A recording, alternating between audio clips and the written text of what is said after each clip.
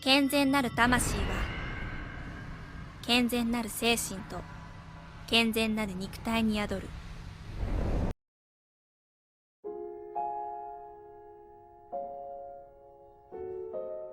El espejo del monstruo es uno de esos libros que, por simple curiosidad, cualquiera leería sin tener una razón de gran peso. Me refiero a por su portada, su peculiar título y su resumen, que terminan por ser llamativos a secas. Sé que es un pésimo motivador para leer un libro, pero ese día no tenía más motivación que buscar algo ajeno a mis gustos típicos. Así que, ¿por qué no? El espejo del monstruo es una novela negra que intenta desenvolver en una caja misteriosa los múltiples asesinatos que se han cometido en una Sevilla gótica y futurista. ¡Qué asco! A varias personas con deformidades físicas. Es en este misterio que la historia plantea, a forma de dilema, a través de sus antiheroicos personajes, quién es normal y quién es el verdadero monstruo. Todo esto es descrito por medio de una prosa grotesca y sumamente descriptiva y atrevida, que deja poco a la imaginación. Así que descubramos qué nos ofrece el espejo del monstruo y si valió por lo menos la pena al final de todo.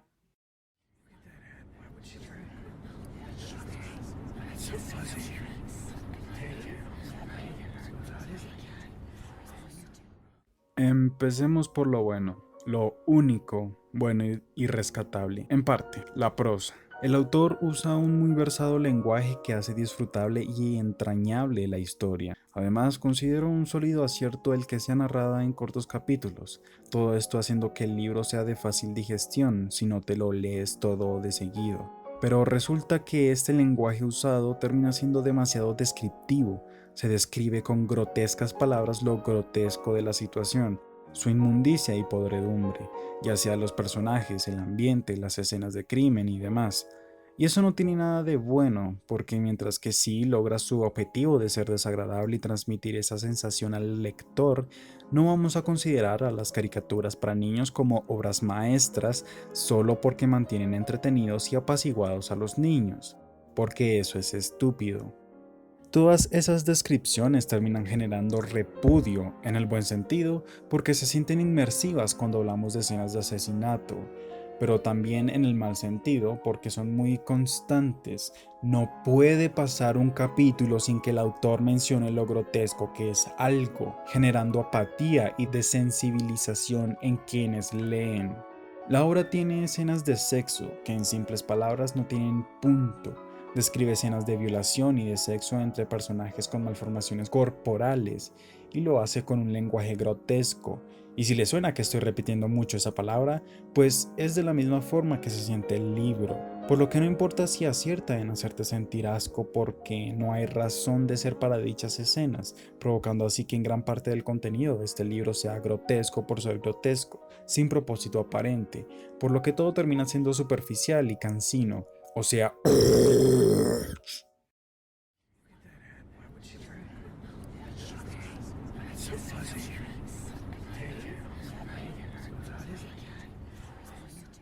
algo que también me molesta es el cambio sin propósito que hay de escena a escena, como si el autor pensara que el lector sufre de déficit de atención y no pudiera estar concentrado en algo por un tiempo. Hay escenas que no terminan de desarrollarse o que son cortadas a mitad de la acción para pasar de repente a otra escena que absolutamente no tiene nada que ver. Y hablando de cosas que no tienen nada que ver, también ocurre que los personajes hacen cosas que no tienen propósito. Profundizando en lo que dije hace poco, en una escena de sexo, por dar un ejemplo, uno de los investigadores va a la casa de una mujer ciega para interrogarla y de un momento a otro, por ninguna razón, empieza a pensar en lo mucho que lleva sin tener sexo. ¿Qué hace nuestro antihéroe de turno? Demostrar, porque sí, lo antiheroico que es, y viola a la mujer y la deja tirada en su habitación. Así sin más, cero información, cero propósito, deja de lado lo que en un principio era su objetivo de buscar información y pistas para hacer lo que les acabo de decir, haciendo que la escena no tenga propósito narrativo. E incluso, aunque esto haya sido para mostrar un aspecto del personaje o para dar algún comentario sobre la corrupción policial, cosa que de por sí ni sentido tiene y ni viene al caso porque sale de la nada, ¿cuál fue el punto? Vendimi, el personaje que realiza estas acciones, es un personaje secundario que casi nunca aparece o hace algo de relevancia, ni en este momento que digo esto, ni después en el libro.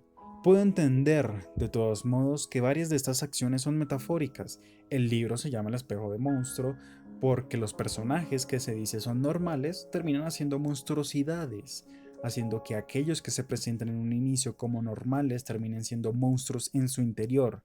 Por otro lado, aquellos casos que investigan estos protagonistas son de personas castigadas por ser monstruos en su superficie. Sí, entiendo el mensaje, pero con esto no se puede generar catarsis, porque los personajes son muy secos. Ninguno es alguien fuera de su conflicto, carecen de motivaciones, son arrastrados por la trama. No hay razón para que el espectador sienta empatía por ellos y no son proactivos. Hablando de proactividad y hacer avanzar las cosas, otro problema que tiene el libro es que la historia no avanza. Quiero decir, una gran variedad de cosas están pasando, pero se sienten intrascendentales porque primero está desordenado porque sí, y no es como en Memento u otros misterios. La verdad sobre el caso Harry Quebert, si hablamos de libros, donde el propósito de una narrativa desordenada tiene una intención y va dando pistas para conseguir el misterio. En el espejo del monstruo no hay pistas, no se está construyendo nada. Es y busca ser confuso porque sí, para llamar la atención. Y segundo, profundizando en esto, en este misterio no se llega a saber nada del o los responsables sino hasta casi el final. Literalmente los responsables solo aparecen ya cuando al libro le faltan pocas páginas para acabar. El misterio no se construye, no progresa, por eso no se siente su avance. Esto provoca que las acciones de los personajes se sientan vacías y como si solo estuvieran yendo en círculos sin descubrir nada nuevo, haciendo que la información revelada para solucionar el misterio se sienta forzada, sacada en el último momento, por lo que incluso puede ser catalogada como un Aspull.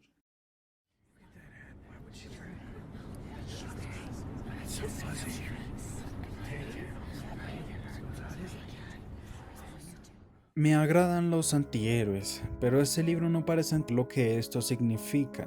Los investigadores hacen cosas cuestionables, no porque estén comprometidos con su trabajo, y al hacer estas cosas están acercándose a su objetivo, como si de un mal necesario se tratara. No, los personajes no tienen motivaciones para lo que hacen, más allá de que es su trabajo. No hay nada en juego, lo que significa que no hay conflicto y terminan haciendo cosas malas porque son chicos malos. Y lo siento, gente, no voy a dar un carajo por los monstruos, si lo único que puede hacer el autor para caracterizarlos es hacerlos víctimas constantes de algún asesino que ni siquiera conocemos, que les da muertes grotescas y gráficamente desas. Terminan siendo carne de cañón, personajes que nada más puso el autor para que mueran y espera que con esta falta de respeto a sus propios personajes nosotros sintamos algo.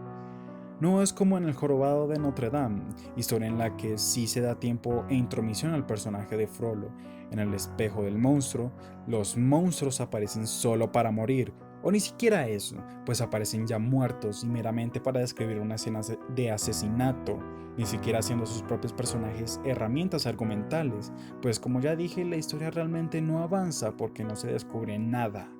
Nota aparte, si ya concluí que el misterio es terrible, esta es una historia sobre gente supuestamente investigando unos casos y supuestamente intentando encontrar pistas o algún indicio para solucionar el rompecabezas, pero ocurre que no solo no descubren casi ningún carajo, sino que al final, como son unos incompetentes, tuvieron los investigadores incluso recibir a través de un personaje las conclusiones de todo. O sea, esta gente para qué les pagan en primer lugar si no hacen nada. Personaje que por cierto se suponía estaba muerto, pero que en realidad no murió, sino que tenía una especie de clon. Digo especie de clon porque el, entre comillas, clon era nada más y nada menos que una persona que solo se parecía a dicho personaje y que apareció así porque sí, solo para revelar esa información a los personajes.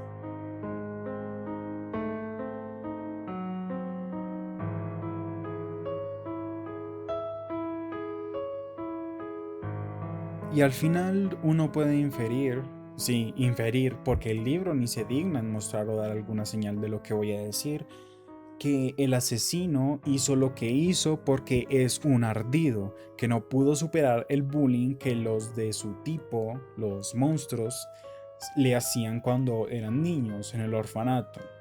Así, y también se suicida al final sin ningún tipo de confrontación, persecución o lo que sea. Simplemente llega, da una información, y se va, así sin más. Al final es como si nada hubiera pasado. Los personajes hacen cosas feas, pero ni se inmutan. Matan a personas que se supone son cercanos a ellos, pero ni se inmutan. El espejo del monstruo tiene cero planeación, pésima estructuración narrativa y del misterio. Es conveniente con sus revelaciones, tiene escenas que no van a ningún lado y personajes olvidables. Es pretencioso, con una trama circular. Una hoja en blanco es más interesante que los personajes. Mala ejecución y planteamiento de su mensaje, sin propósito, poco o nada destacable pude encontrar y termina por ser una lectura tediosa, repetitiva, aburrida y olvidable.